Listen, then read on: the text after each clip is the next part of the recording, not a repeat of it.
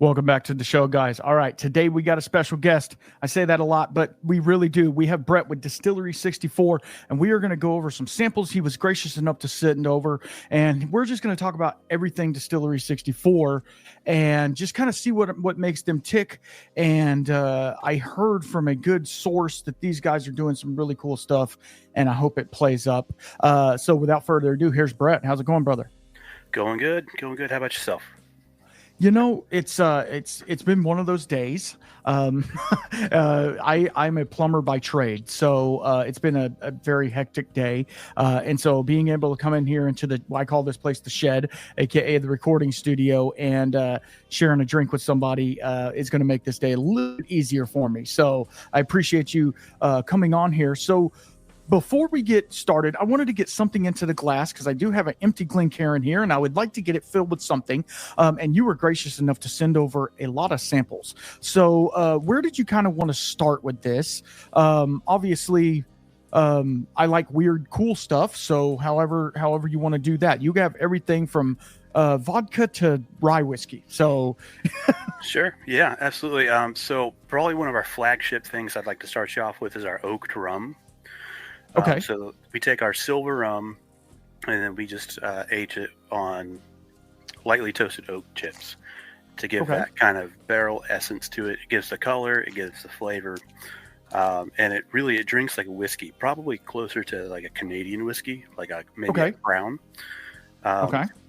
We in our tasting room's like a little speakeasy, true speakeasy fashion. We're kind of hard to find.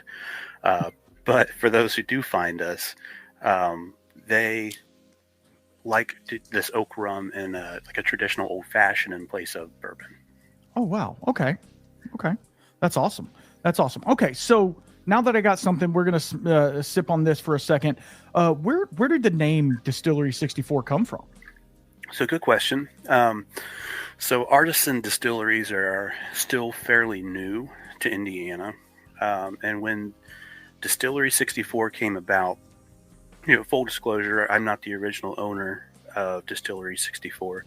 The previous owner, his name was Terry Spine, great gentleman, very generous with his time and knowledge. He was interested in starting like a small agricultural distillery. So he had a little bit of land, and at that time, Indiana was considering artisan agricultural distilleries. So he just had to basically kind of divide up his property, zone it properly, and then he could allow the public to come try the things that he was making. Long story short, they changed their mind on those laws and didn't want to do that anymore. So he had to move his location. But the original location was on State Road 64 in Georgetown, Indiana. Got it. So that's where the 64 came from. Got it. With all the paperwork and stuff that's involved, we're just like, well, just keep the name. And it is a cool name because it gives you have that to fall back on. You have a cool entry story to get people in the door. So that's always cool to have. Yeah, for sure.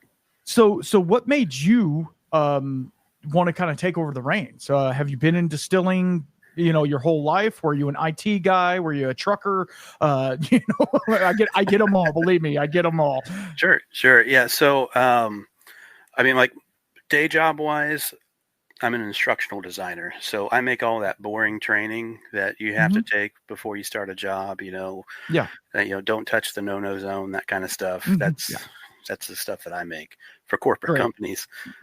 So very much kind of techie. But since I was 17, I got into brewing beer at about 17 or so. Had a gentleman show me how to do it.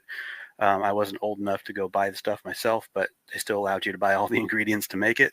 I thought it was a great way to party. Turns out there's a lot of planning involved in trying to set those parties up and make sure everybody has plenty to drink. So it was pretty inefficient, but I found a love for brewing beer. To be honest, I thought if I ever opened up something for myself, I would have opened up a craft distillery. And then as time went on, the craft brewery bubble kind of came about. Right.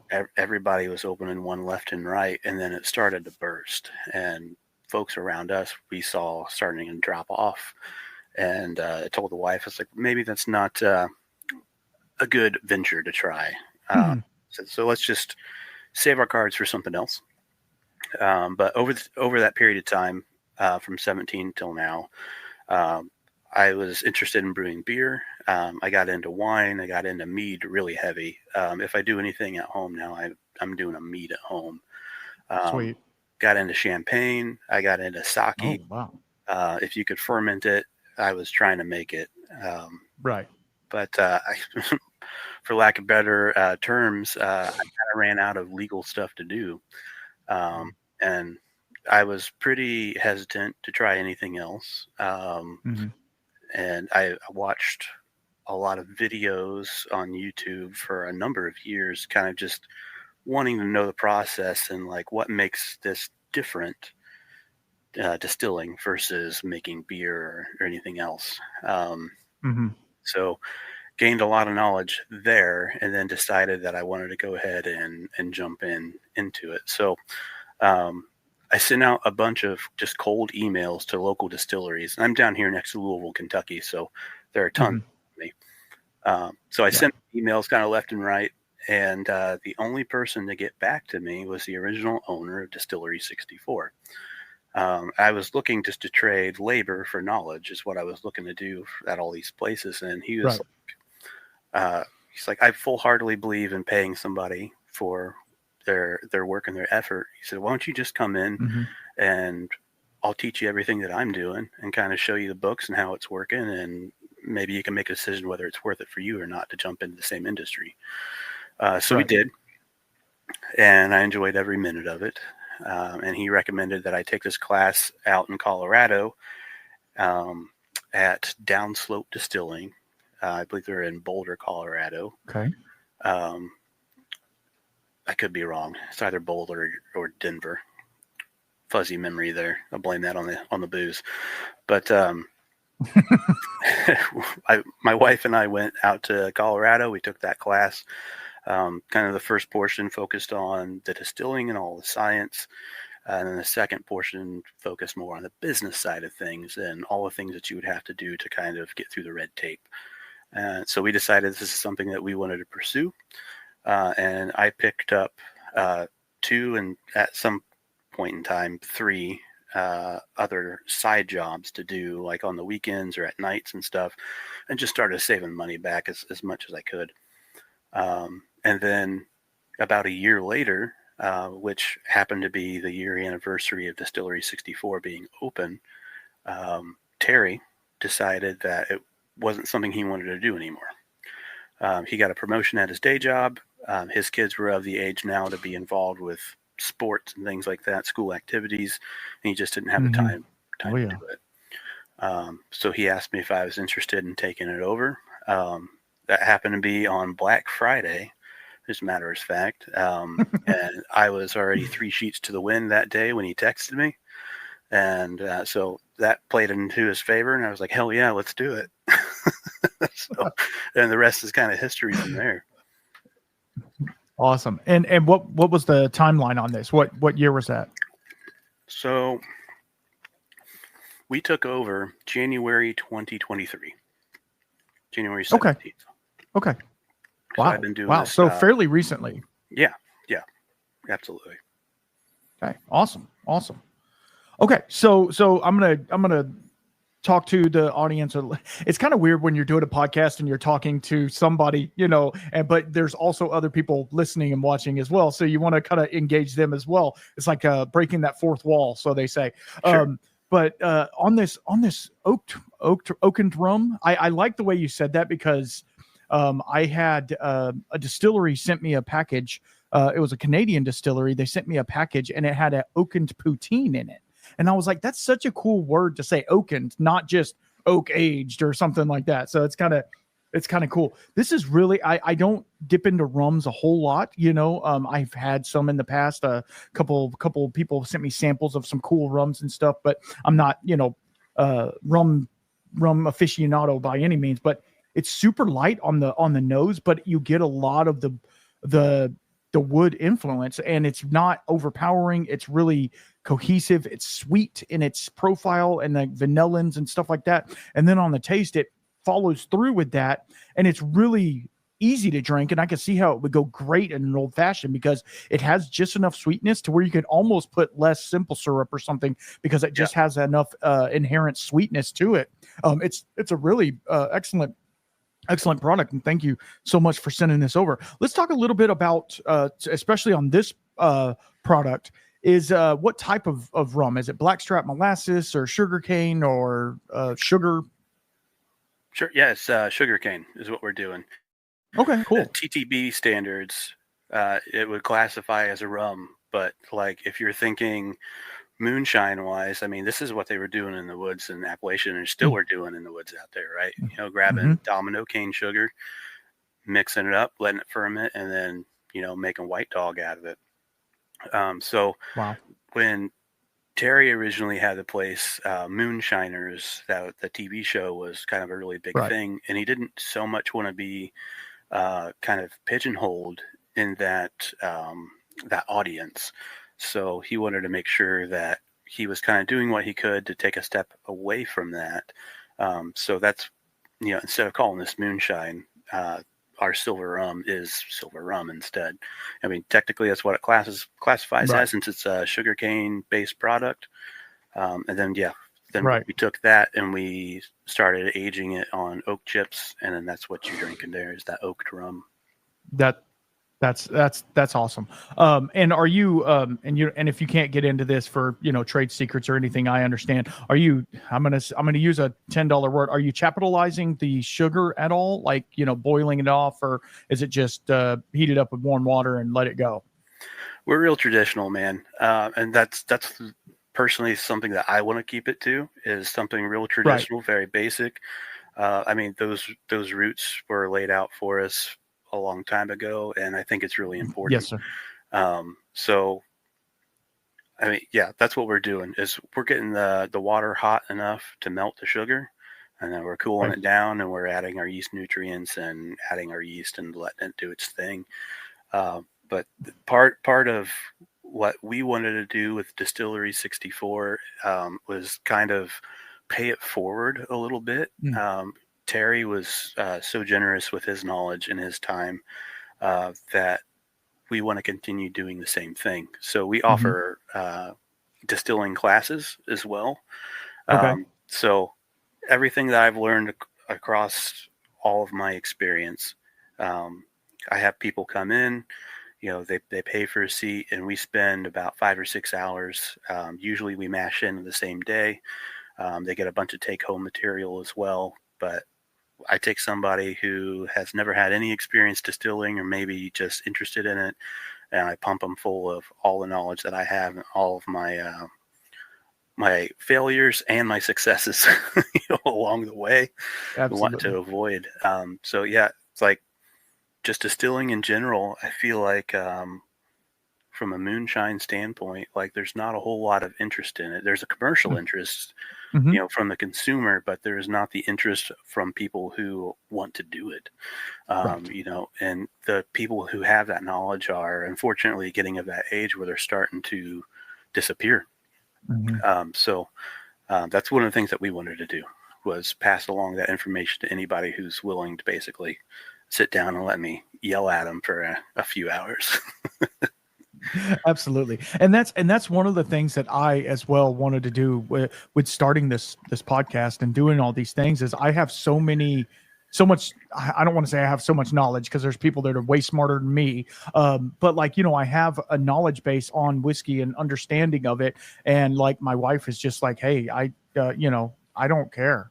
Why are you telling me? Go tell somebody else, you know? So that's kind of where my thing started. And so like, and then once you dive into it, like, you know, I'm sure you're the same as I am. You dive head first, and next thing you know, I got nothing but books behind me right here, you know, of distilling books, and, you know, from different areas of the world and different parts, everything from just Tennessee to Kentucky, how they were doing it back in the day, the old moonshiners, you know. There could be a alchemist some Black Forest stuff back there as well. Who knows? But so to get to that point, I know that Alan Bishop has you've been on his show as well and talked to him a little bit, and he's a good buddy of mine, and he's a madman when it comes to distilling and the knowledge as well, and I feel like you go down that same path of just trying to get all the stuff out of your head and give it to somebody else so that they can understand it and get there a little easier. Because I started out, when going through all this, I was like, yeah, I could probably home brew too. I could run a home brew. I could do that. Well, I started, and then you start with like a clone, right? Because you're like, I'm going to try and make this beer. And then that one was okay. But then you're like, I just had to spend $1,000 to get like a fermenter. And then they want you to close transfer it, and you got to have a cooler to put it in and all. And I'm like, good Lord, this is going to turn into like a full-time thing. Like, I don't know if I want to. And then I made like 2 or 3 other ones. I made a stout and other things, and they just weren't great. So I was like, I'm done. So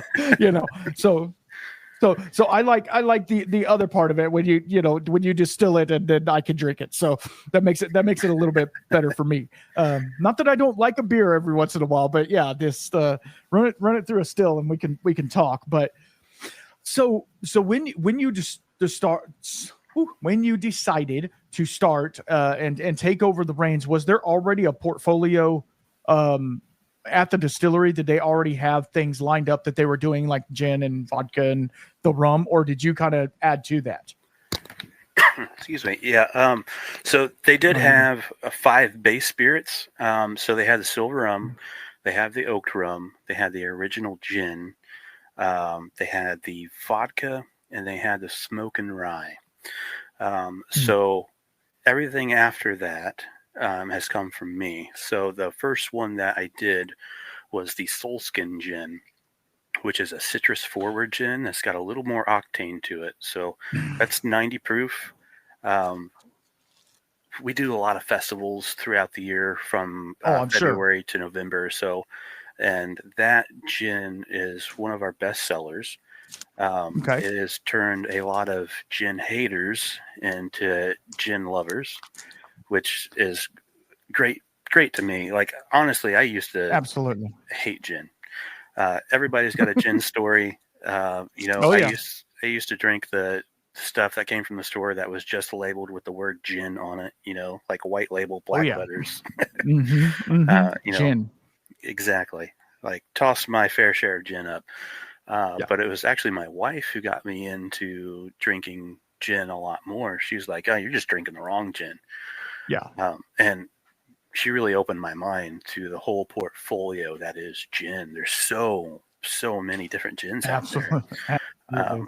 And then I started really playing around with my own recipes and stuff, and making my own gins. And like, if I can drink that gin, anybody can drink that gin. Absolutely. So this Solskin gin, I'm pulling from my memory here to see what all's in it. Of course, it has juniper berries. It's got coriander. It's got angelica root. It's got cubeb berries in it, which is kind of like a minty peppercorn. It has, we hand zest 8 pounds of lemons and 8 pounds of oranges. And then it's also got red rose petals in it as well. So you get the red rose petals through the nose at the end. But the first thing you're going to get hit with is that lemon up front. You're going to find a little bit of that orange. Then you'll find that kind of earthy, minty peppercorn. And then it'll finish with that rose. Wow. And I am even less versed in gin. I love a good gin and tonic or something, especially during the summer, when it's just a good gin and tonic is great. So how do you normally prepare? Like, when you're pouring somebody some gin, do you do it neat, or do you do it in a cocktail, or how do you normally serve it to people?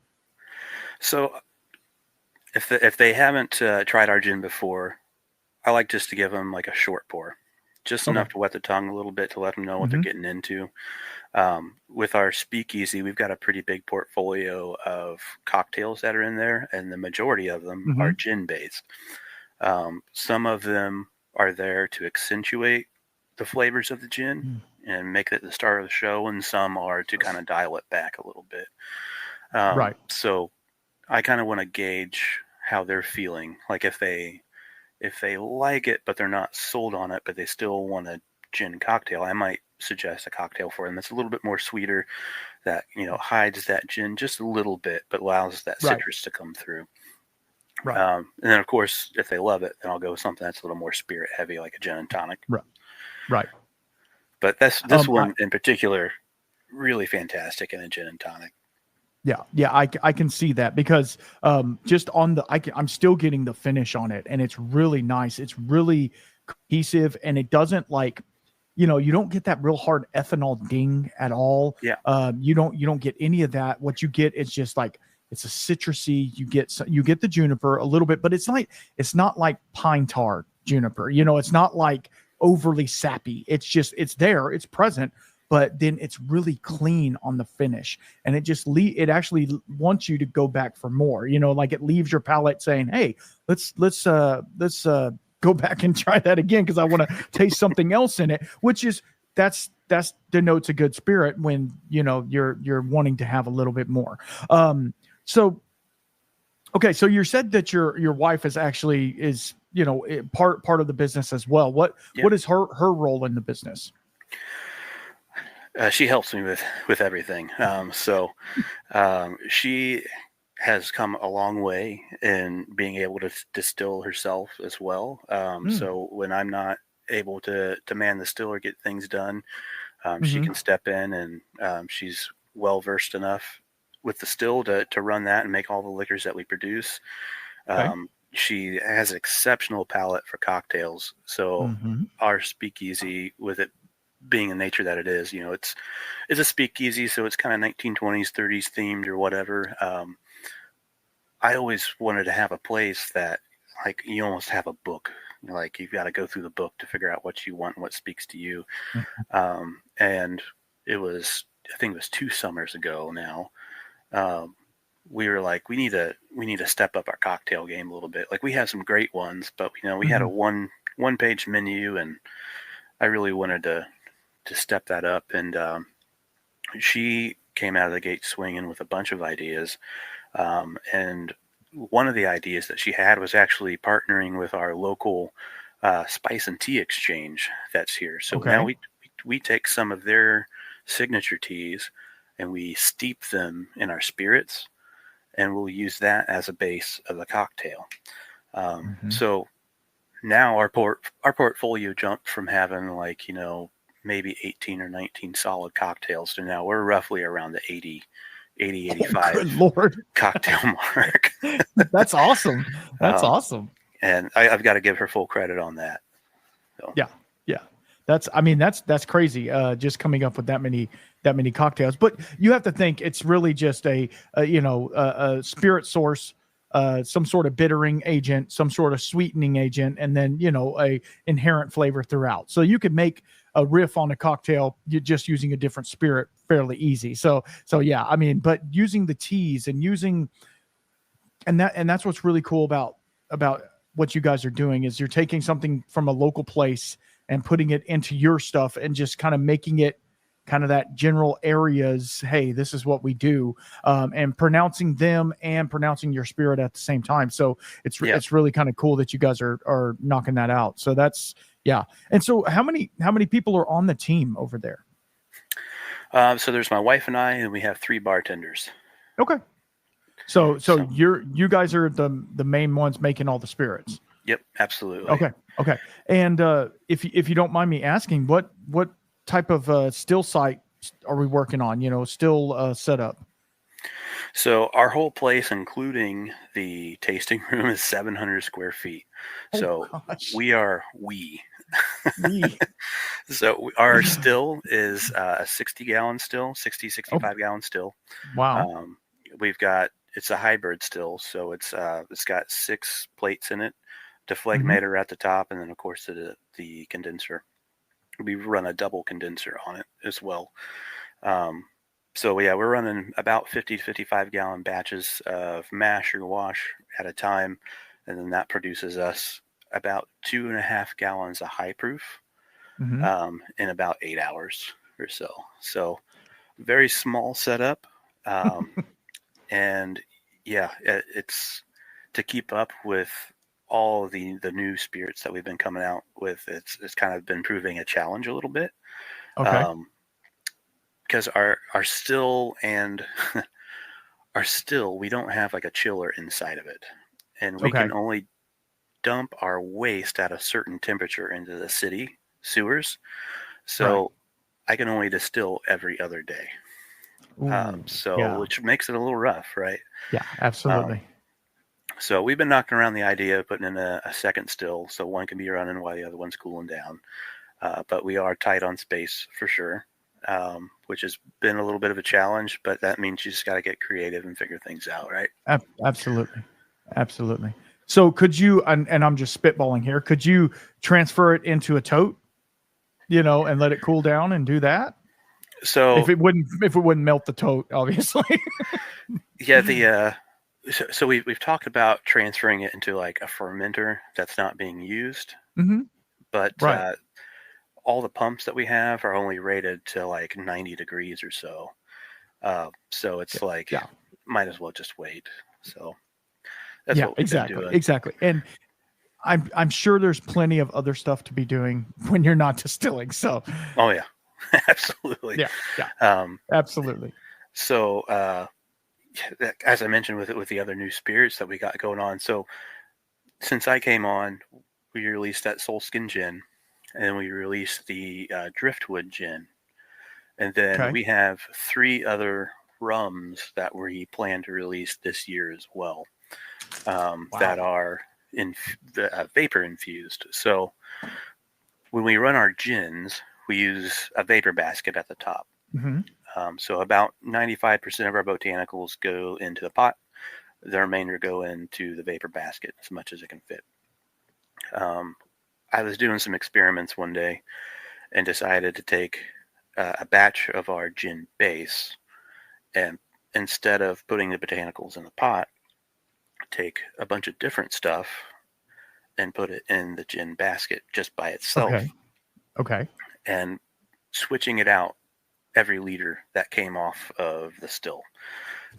So we did a bunch of crazy stuff. I'm We did sure. like pineapples and strawberries and cucumbers and basil and ginger and all these different vegetables, herbs, and fruits. And the 3 best that came off happened to be cucumber, um, ginger, and basil. So Really.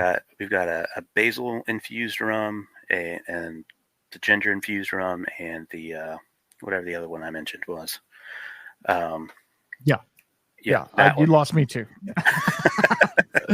So I poured a small sample of the driftwood.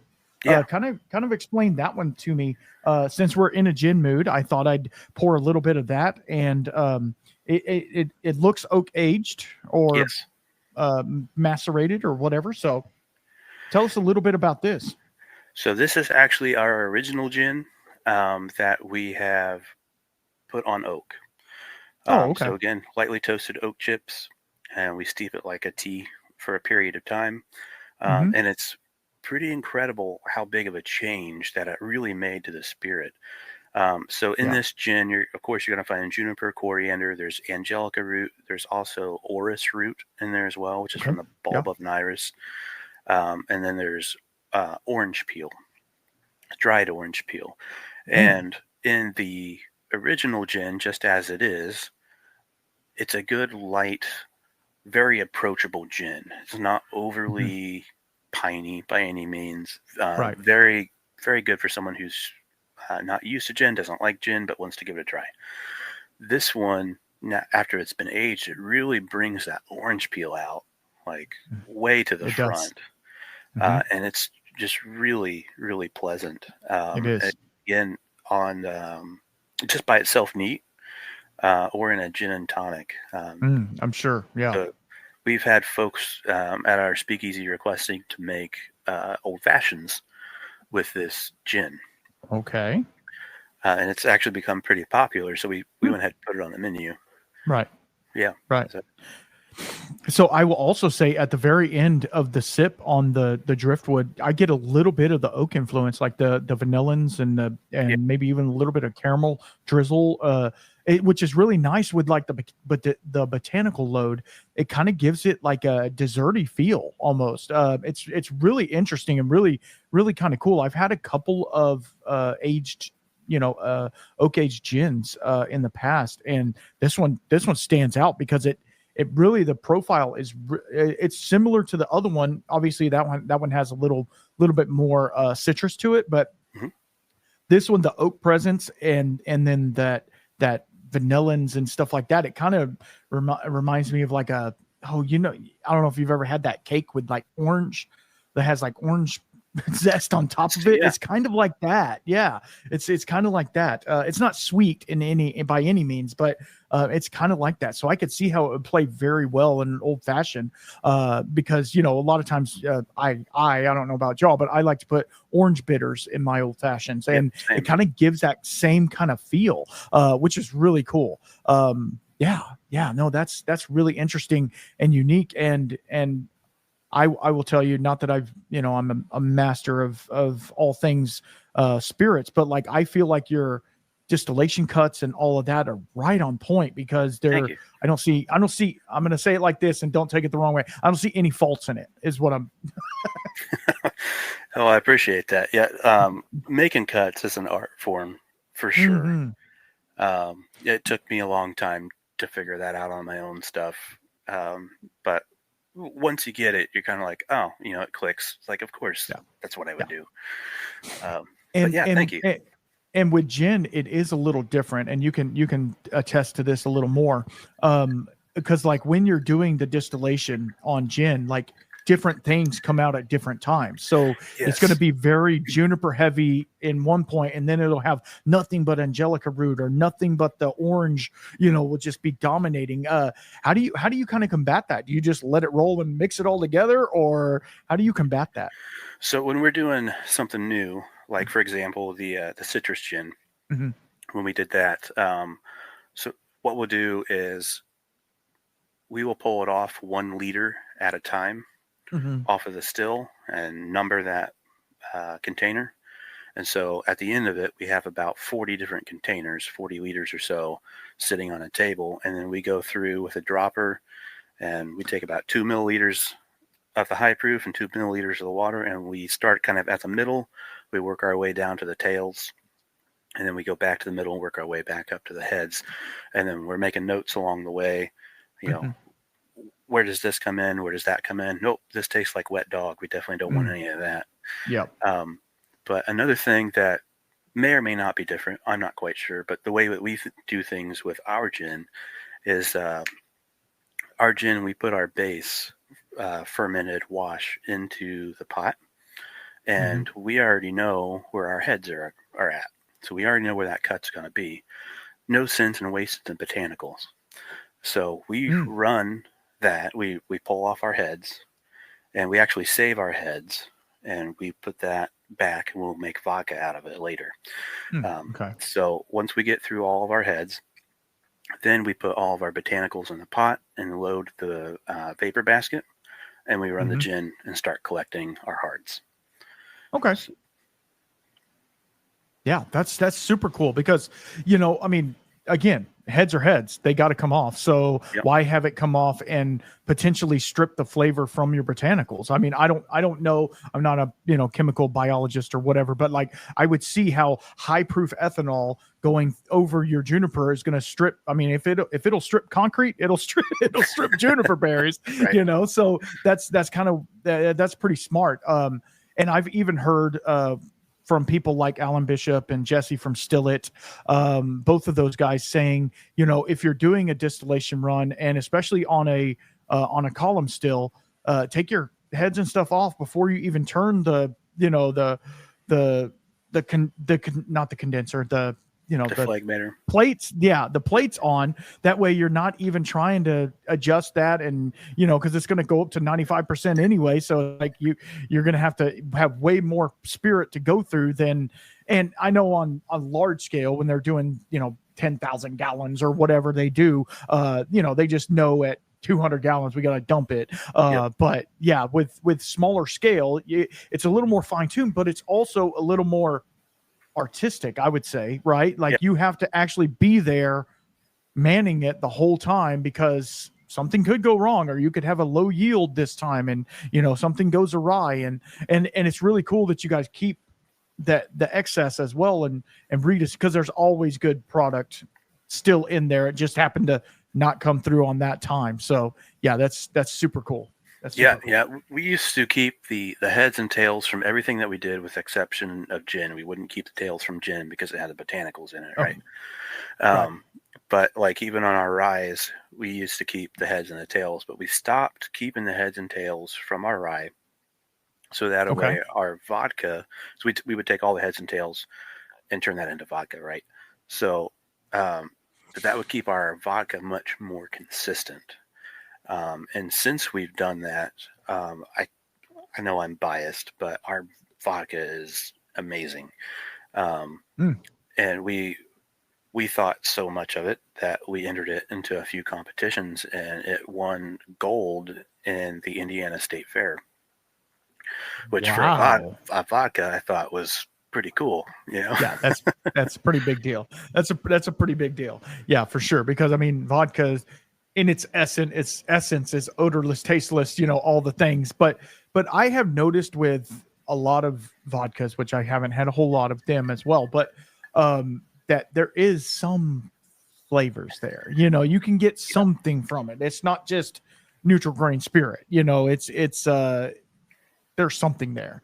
And so that's pretty cool that you guys are doing that. So you said something about the rye, and this being a whiskey podcast, let's go. You sent over 2 different samples of rye. You did one smoking rye and one coffee and rye. So which one you want to get into there?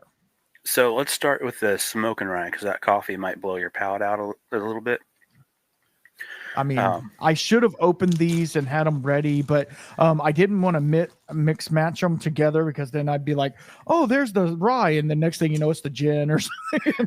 Knowing me.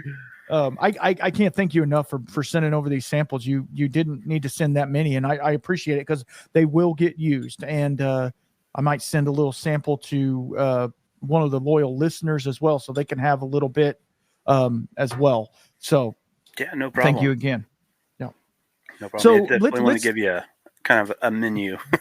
Absolutely, I appreciate that, because me being the whiskey guy, right? Everybody's like, oh, he just wants bourbon, and I'm like, I mean, I like that, but I mean, I like to taste the entire portfolio, because it kind of shows the brand. It shows what you guys are doing, especially with making your own stuff. Now, if it's a non-distilling producer, give me what you got. Let's talk. But it's a little bit different with this. So before we got on here, you had told me that today is your birthday. So I wanted to congratulate you and say happy birthday to you. Well, thank you. And you're doing well. Just to let you know, you're doing well. So thank you. Now did you say 35? Yeah. The big 35. Man, you are a young buck. You are a young buck. That's what I keep hearing. I don't feel that way, but I believe me. I'm only about 10 years older than you, and I'm like I'm dying over here. I'm literally dying. Okay, so tell us a little bit about the smoking rye. Why is it smoking? Good question. I bet you get it on the nose there a little bit. Yeah, a little bit. So this rye is technically a moonshine. So by the TTB standards, it's a distilled specialty spirit or whatever. Right. But this is mostly sugar cane, with 17% rye, malted rye. Okay. So we distill that, and then we take oak chips, and I hit them with a propane torch until they're really dark chocolate to black. And then we sift out the dust, the charcoal dust out of that, as much as we can, and then steep those like we would oak chips any other way. But that gives you the main note that you're hitting on there, which is that kind of campfire, smoky, Yeah, that's very exactly what I camping, was. Yep. nostalgic. Yeah. But that also gets you these kind of deep vanillas from the wood. Yep. It's kind of like a barrel candy almost. Hmm. Naturally kind of sweetens it up, and that charcoal really smooths it out as well, I think. Yeah. Yeah. Wow. Wow. So I was not expecting that. And then I smelled it and I was like, okay, smoked means it's smoked, but it has the finish of like, uh, not so much barbecuey, because it's not like smoked meat or anything. It's not like peaty or anything like that, but it is like let's say you put out a campfire and it's still smoldering a little bit. That's kind Yeah. of what you get. Or even when you're cooking on briquettes, like charcoal briquettes, and you get it super hot, and then it finally finally cools down a little bit, and you put your steak or your hamburgers on there, and you get that Maillard reaction, that little fat drip on there, and it's similar to that as well, which is really cool. And the fact that you're only using 17% rye, it does have a nice rye profile on it. Like I would have thought it would be 50% or whatever. Yeah, it's got plenty of that rye bite, the kind of that black pepper that you get from rye, for sure. Wow. Yeah, man. Then going back to it again, it's like I get those deep vanillins to where it's almost it gets into creme brulee territory, like burnt sugar type, but not like off-putting, not like too much burnt marshmallow, where it's like just acrid tasting. It's not like that. It's really and again, another thing that attests to you guys' distillation is it's super clean. There's nothing that's gonna take you away, because sometimes, and I've heard this from multiple people, when you are distilling just sugarcane, you'll get what they call that sugar bowl effect, where it's kind of tastes like you're smelling a sugar bowl, at the coffee shop or whatever. I don't get any of that, and so that is really a testament to you guys's fermentations and stuff like that. Evidently you're doing really clean fermentations, and using good yeast that's not, you're not throwing baker's yeast in there and hoping that it works good. Which, hey, nothing wrong with baker's yeast, right? It's the people use it all the time. It's the same type of yeast. It's just not hybridized, I guess. But people have been, the moonshiners used that for hundreds of years. So I can't knock it too much. But yeah, no, it's just super clean, super fresh. And then that little bit of smoke on the end, that's right up my alley, because I do enjoy a peated scotch every once in a while. So it's right up my alley. So that's really cool. So let's talk a little bit about, okay, so you have all of these products. How is distribution? Do you have any distribution? Is it distillery only, or do you partner with local people, or is it just we're just making enough to make cocktails at the speakeasy? So really, distribution's basically non-existent. So I still have the day job. The wife still has her day job. We just don't have the time to go out there and try to push it and make those relationships that you need to. In Indiana, with an artist distiller permit, we don't have to go through the 3-party line if we don't want to, up to a certain amount. Right. But with that being said, I would love that to happen. But we do have our spirits in a few like local restaurants around here. Okay. There's a restaurant kind of actually around the corner from us. They were called The Exchange. They featured some of our stuff. There's a brewery up the road from us, Our Lady of Perpetual Hops, that has our gin, our Soulskin gin. There is mainly a wine focused restaurant, but they carried some of our gin there as well. Okay. I know I'm forgetting somebody somewhere, but we're not on like even local liquor store shelves. Again, that's on me, because I just haven't been able to get out there and make those relationships. But the majority of the liquor store shelves around us are owned by a single family that is in a completely different state. So it's really hard to get in touch with them and make those relationships Right. anyhow. But it's something that we definitely would like to pursue. Right. We did have some interest. I sent that Soulskin gin into an international competition. Okay. And it took a bronze in the gin category. Wow. But it got recognized by a big brand name in Canada. And they were really interested in what we were doing.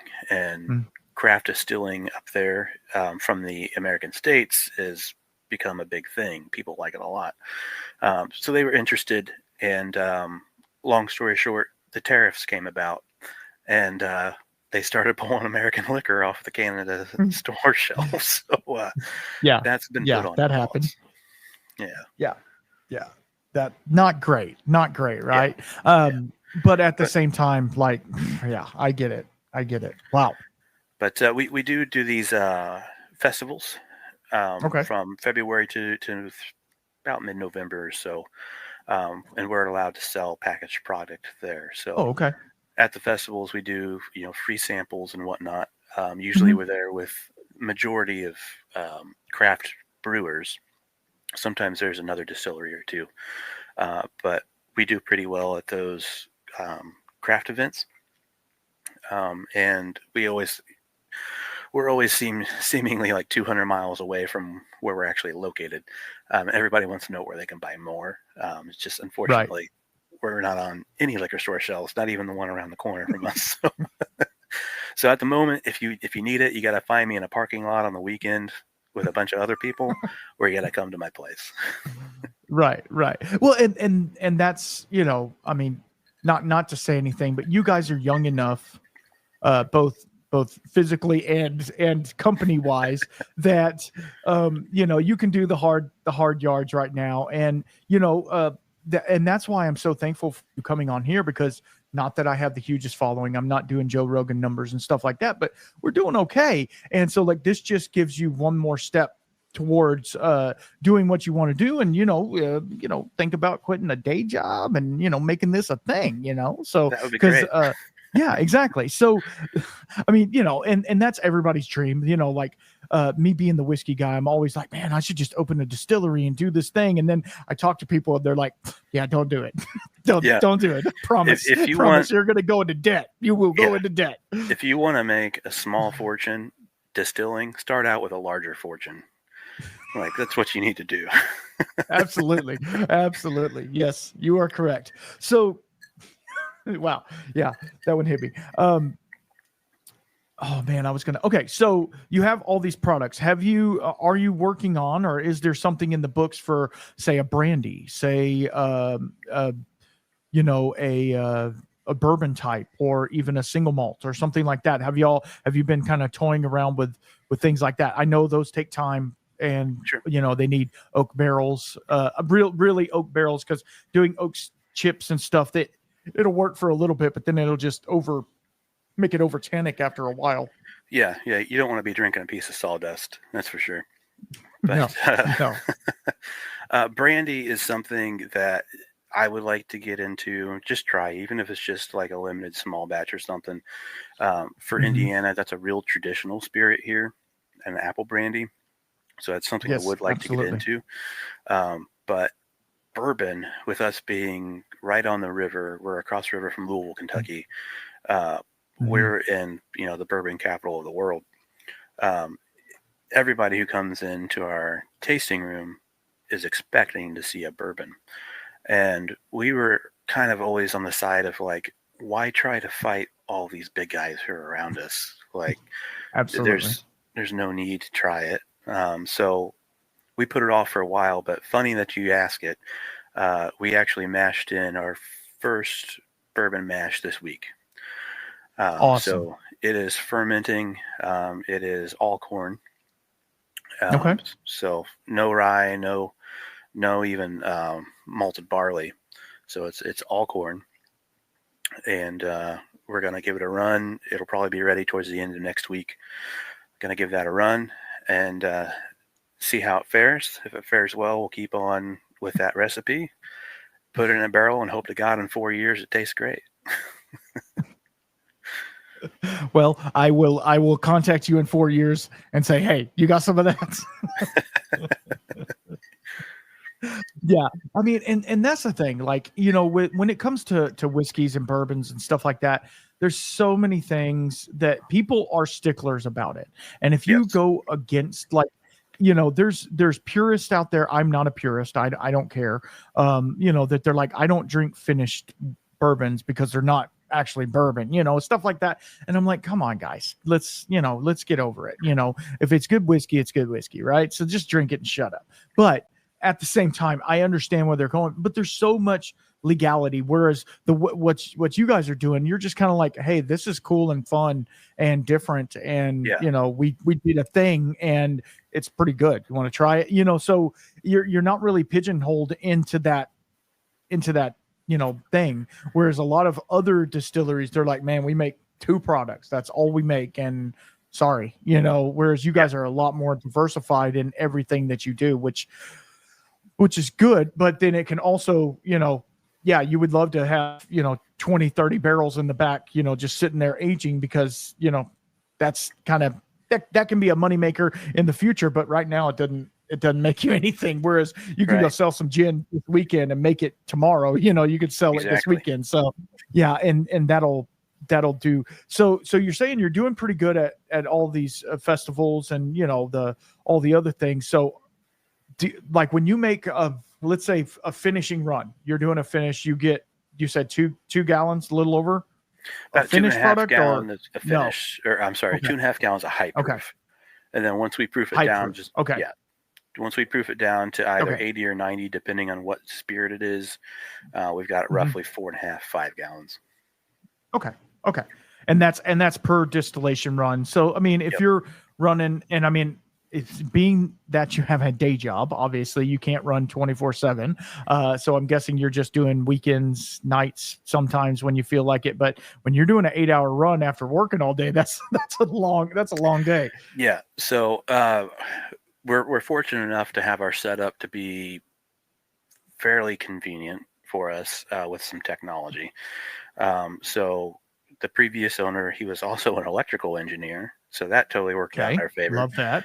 So he wrote a piece of software that connects everything in our distillery, and I can remote into it from my phone. So I know that still takes 2 hours to heat up. I don't have to start it right at 5 o'clock when I'm off. I can start that at 3 o'clock. So by the time that I get there, we're starting to produce, 4 shots or heads. So that helps kind of balance some things out. But no, there are plenty of late weeknights and plenty of early weekday or weekends for sure. Yeah, but then you still also cater to the people coming in to the bar, getting cocktails, because obviously you want to be present for that as well, and not in the back, slugging hoses and stuff like that around.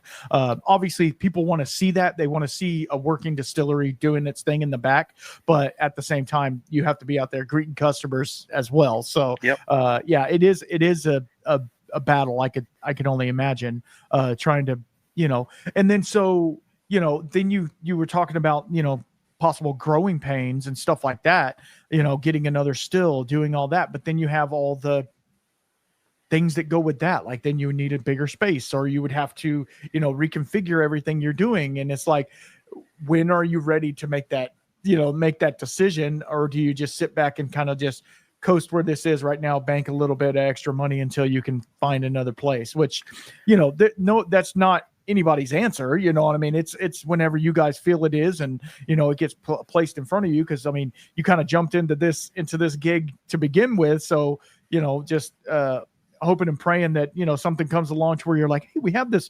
warehouse and it just happened to have 3-phase power to it. $300 a month. Let's go.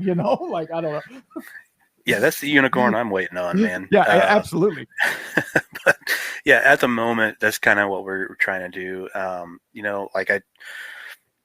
Starting your own business is stressing, right? And because there's a lot of risk involved, right? So I wanted to make sure that I didn't put my wife in any sort of situation, financially. So we wanted to do it without putting any collateral on the line. That's why I worked my ass off, working 2 and 3 jobs, trying to bank money, and that got us the vast majority through the door. So we're trying to let the business itself grow organically as much as possible. Yeah, that doesn't mean that maybe down the line we won't inject more of our own money into it, just as things come along. But we have had some folks approach us that were kind of similar to what you were saying. Like, hey, we bought this warehouse down here. We're gonna divvy it up and make a bunch of different, vendor spaces. Are you guys interested? Like, yeah, we're interested. We go take a look at it, and then we find out that it's half the space that we have currently for twice as much rent. Oh, of course, yeah. Sure, it's got all the power that we need, but that's just not going to work for us. So, still trying to figure it out a little bit. I'm learning every day. Absolutely, absolutely. And that's the other thing. Like, as long as you guys are cool, and you're making the product you want to make, and you're doing what you want to do, nobody can tell you to go big or go home, or all of these things. You can still do that. Now when it becomes a burden more than a pleasure, then obviously that's the time to reevaluate everything. But as long as you guys are able to do what you got to do, you're not financially draining your bank account, and to where you're like, oh crap, I got to go sell some gin on the side of the road again, just to make payroll or whatever. As long as you're able to keep everything going and produce good product, then what's the hurry? Obviously, everybody wants to be Jack Daniels, right? Everybody. That's when you become a distiller. But look at, and I'm not poo-pooing the big guys, right? But look at them. Half of their stuff is automated. They go through, they lay off people with no care for their personal, their family and stuff like that. People that have worked with them for 30 years, they're just like, sorry, you don't work here no more. And you with it, at least with you, you're more like, hey, we're a family, so we're going to go through all this together. So it's really is a testament to the hard work that you guys are trying to put together, and still live into that heritage that was brought upon before you stepped in, which is super cool and commendable as well. Yeah. And like another thing that has been asked of me several other times by like other distillers in the area or folks that we're out at events at, is, why don't you just buy the juice? Buy it from MGP. And there are folks that do that. There are good friends of ours who have their own distilleries that do that. And there's nothing wrong with it. Right. They're doing quite well with it. I enjoy Bullet's MGP. It's made here in Indiana. There's a bottle almost gone on my bar right now, a Bullet. But for me as a distiller, I don't want to do that. I don't want to put a product on my shelf that I didn't put my hands on, that I didn't put my hands on through the whole process. So when you're getting something from us, our product is number one in our mind. Like, we want to make sure that you have a quality product in your hands, and every bottle that you buy, either myself or my wife has been with it from when it was a mash to when the shrinky dink was put on the cork, so that's our main focus. Absolutely. And it shows through the product, because, and not to get too smushy or anything, but like, you can see the care that went into even just you guys sending over these samples. I could see the care that you guys put into it. It just shows. And whereas some other people, like you're saying, they buy a commodity product and they slap a new label on it and send it out to market. And hey, evidently it works, because people are buying MGP off the, but I would rather have stuff from you guys, or from Brian over at Hard Truth, or Alan over at Old Homestead, which he needs to come on here too. He said he was sending me some of that sunshine, but it ain't happened yet. Alan, calling you out, brother. No, hopefully by the time this airs, he'll be on. But okay, so I just opened the coffee. What is it called? Yeah, coffee and rye. Coffee and rye. So this one's intriguing, because I love coffee and I love rye whiskey. So that's be right up your alley. Absolutely. So tell us a little bit about this. So this is actually our smoking rye. that we took, and we were looking for a local coffee roaster because I thought, with this smoke and with this kind of rye black pepper, it would pair really well with like a black coffee. Mhm. And I tried some stuff just off the shelf at the grocery store, and it was okay. Um, it was almost there, but not quite. So we Right. actually found a local roaster in New Albany, Indiana, where we're at. Mhm. That it, kind of a cool plus is like they do a bunch of charity stuff. So like you a certain percentage of each bag that you buy goes to like helping homeless people or something like that. Yeah. Awesome. Um, so they're called Talk Coffee, and I reached out to them and said, "Hey, this is what I'm trying to do. I'm just not quite hitting the mark yet that I'm looking for." Mhm. And they recommended a couple different coffees that they had, and we're able to talk to them pretty extensively. And they sent me some samples. So I took those samples and started doing my testings with them, and then we landed on the one that's in here. I believe it's called Light Post. But we don't grind the coffee by any means. It's just the whole Okay. beans. And again, we steep them like a tea in the spirit for a certain amount of time. And that turns out that rich, dark coffee color. And then you get that black coffee flavor that's coming Oh, through in there. absolutely. Absolutely.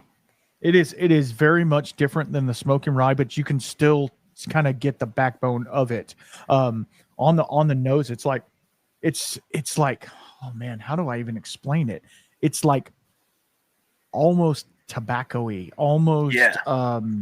like, oh man, it's like it has this maybe even a leather component to it. It's really rich and viscous, and um, then a little spicy as well from the rye. I'm guessing. And then on the taste, it's definitely coffee. You get the coffee up front, but it's very, I'm going to say it. It's very smooth the way that the coffee presents. And then it just kind of comes through, and at the very end, you get a little bit of that rye spice. And man, this thing. Sitting on the back porch, sipping on this, that'd be pretty nice. Yeah. Put a little bit of cream in that, and you got yourself like a coffee sipping cream. Mm-hmm. Absolutely. Yeah. Yeah, So man. when I make new recipes and I'm trying my stuff and I'm making notes, I like to make notes of what memories does this pull for me. Mm, And absolutely. this one in particular, the first memory that I jotted down was going to flea markets as a kid with my grandma and grandpa. Like you've got that kind of like smokiness from grandma and Mm-hmm. grandpa chain smoking since the 40s. Yep. In a bad way, not like it's an over tobacco like secondhand Right. smoke gonna kill you away, but just this really nostalgic like experience that I had with it. So you get that, like I said, you get that smoke and you get that coffee from Grandpa's thermos that he was always Mm-hmm. carrying around. Because Mm-hmm. I'll be damned if I'm buying the flea market coffee. I make my own. Oh yeah. Um, Hell no. but yeah, that one's been really popular Yeah. too. As soon as it came out, like Yeah. we for about 6 months, we had a hard time keeping it around. I was making it like it was That's going out of awesome. style.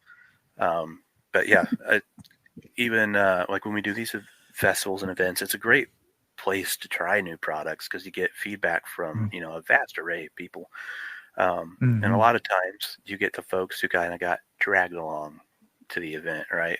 Like, so we'll have people come up. Mostly it's a craft brewery kind of thing, and they're a bunch of beer drinkers. Mm-hmm. So you get people that come up and are like, I don't drink hard liquor. It's like, okay, well, let's talk about it. Do you like coffee? I love coffee. Give this a try. And then, probably 5 out of 10 times, I guess half the time, they end up buying a bottle before they Mm-hmm. they leave that day. Yep. Hard liquor doesn't have to be terrible.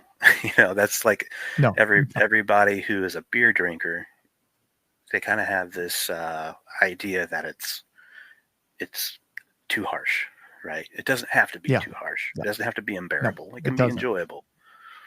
Mm-hmm. Absolutely. Absolutely. Man. Man, and then on the long finish, I mean, I haven't had a sip since you've been talking. It just leaves you with like a almost a dark chocolate cocoa. Yeah. Yes. Where it's just like lingering on your tongue. Again, making me want to go back for another sip. So I see that you are wearing a rabbit hole hat. So I wanted to ask you a question since this is a whiskey show. What is one of your go-to whiskeys? That you would pick up. It doesn't have to be allocated or whatever, just something that you pick up where you're like, this is my jam, I'm gonna get it no matter what. Like my always go to, because I'm a little bit of a cheapskate, but not too much of a cheapskate. Like I go for a middle of the road, right? Like, because it's rare that a bottle lasts the weekend around here. But Bulleit's Mm-hmm. rye whiskey, I really like the Bullet rye. I like Okay. their standard orange label Bullet as well. Um, Right. Let me think. We doing these events. We talk with a lot of other places as well, and I try to Right. share the love a little bit and always come home with something different. So there's a distillery out of Anderson, Indiana. Um, my gosh, I am drawing a blank on their name at the moment. I'm sure I can look it up, but they do a butter beer moonshine, is what they call it. Oh, wow. And it's kind of this butterscotch. It's very thick, but it's kind of this butterscotch desserty moonshine. It's Oakley Wow. Brothers. Okay. That's who it is. Okay.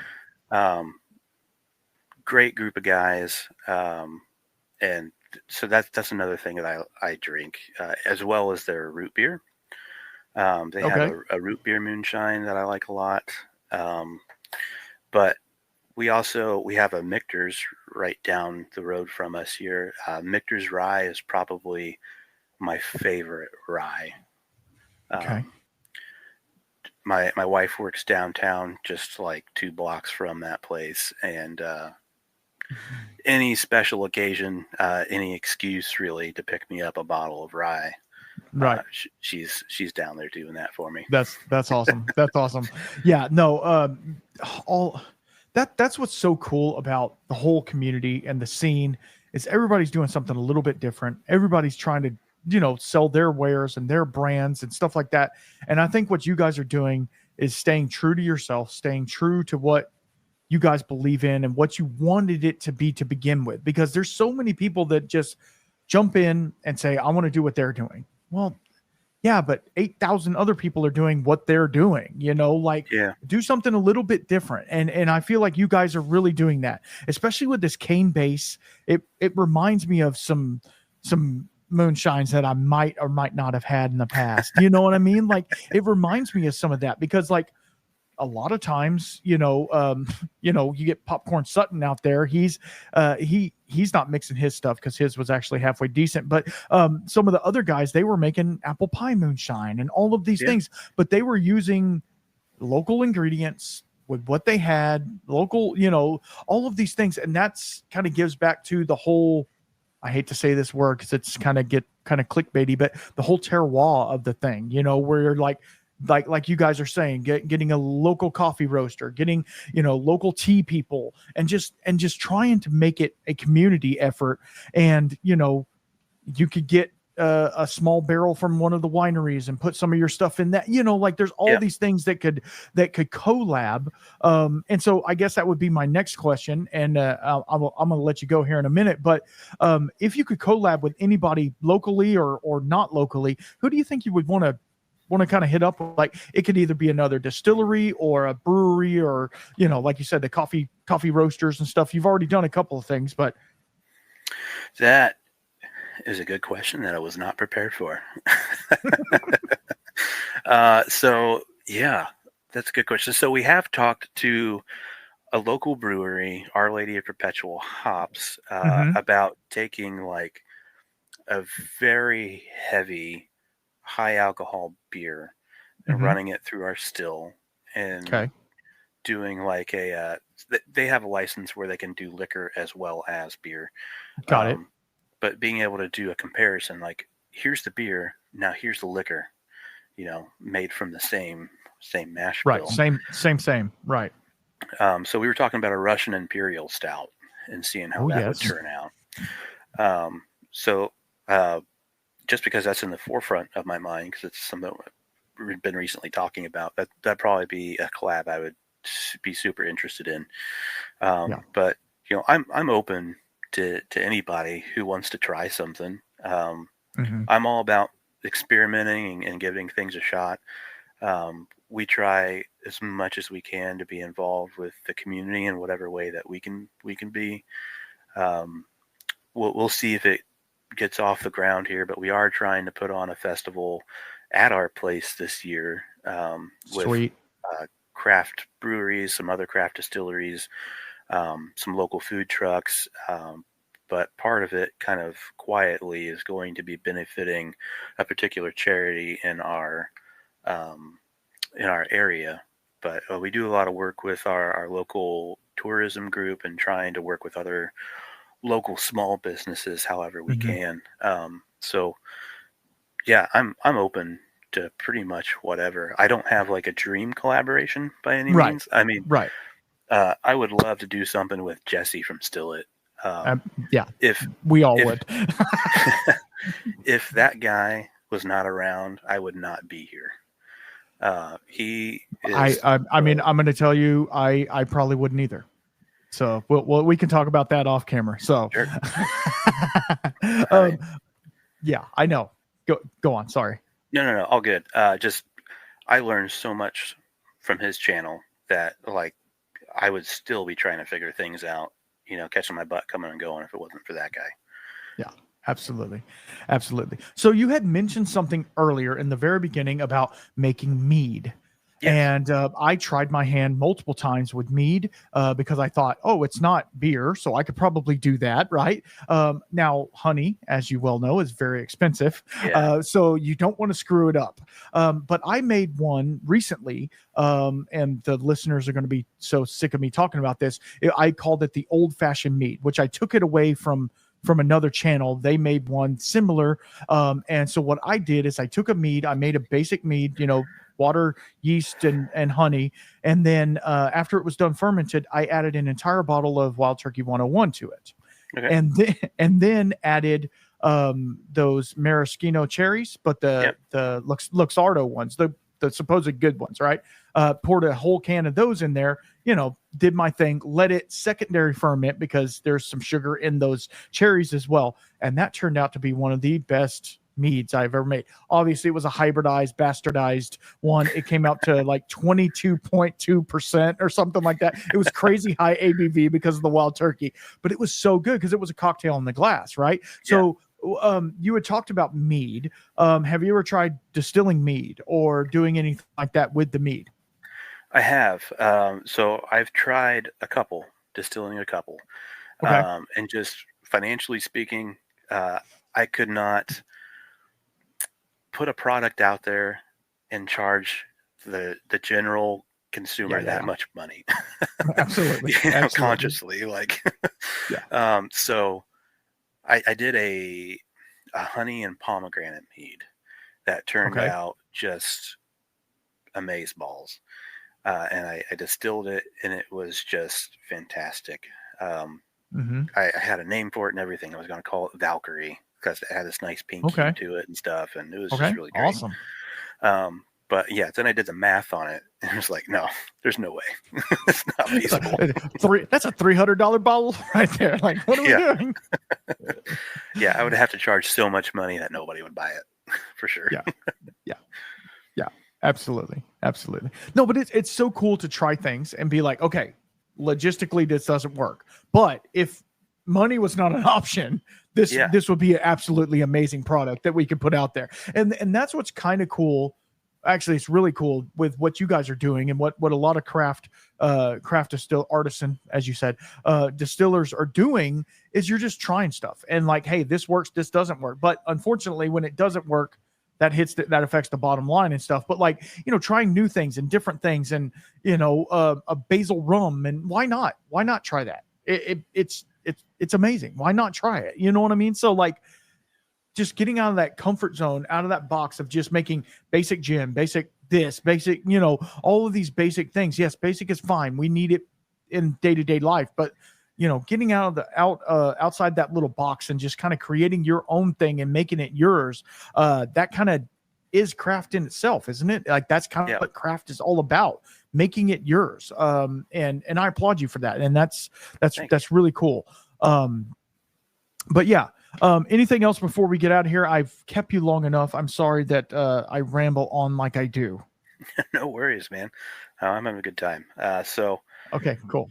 Not much else from me. Just some shameless plugs, if you don't mind. No, do it. Just plug away. We are in New Albany, Indiana. Again, we're called Distillery 64. We are located at 800 East 8th Street in New Albany. We are a little bit hard to find in true speakeasy fashion. But you'll show up at the building and you're going to think you're there for a late night colonoscopy. But just follow the arrows. You'll find a typewriter with some instructions and a telephone. You follow those instructions and we'll get you inside. We're open Fridays and Saturdays 5 to 11. Awesome. And of course, awesome. That is so cool. Of course, we got the social media stuff as well. We post our password to the speakeasy every Friday for that weekend. We keep it updated Friday and Saturday. We're on Instagram and Facebook, both at Distillery 64. Awesome. And I will have all of that stuff in the description down below. And yeah, no, it was so much fun talking to you and getting to learn a little bit more about not only you, but what you guys are doing over there. And guys, it really is a testament to the time that these people are putting into this product, because everything I've tried tonight, and there's still a couple of samples I haven't tried, which I'm going to, I promise, Brett, I'll try these and I'll give you my thoughts on it. But I'm sure they're going to be amazing, because everything I've tried so far has been top notch. And I can't thank you enough for just trying to put the best product out there that you can, and just, kicking ass. And I appreciate you. And again, happy birthday. I know you could probably be doing other cooler things than hanging out with me, so I appreciate that so much.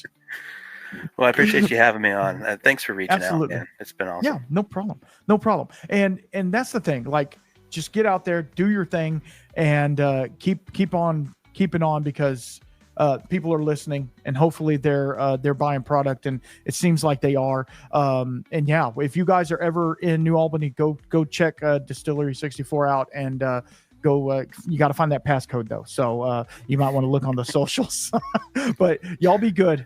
Thank y'all very much for hanging out with us. And until next time, keep your spirits up. Peace out.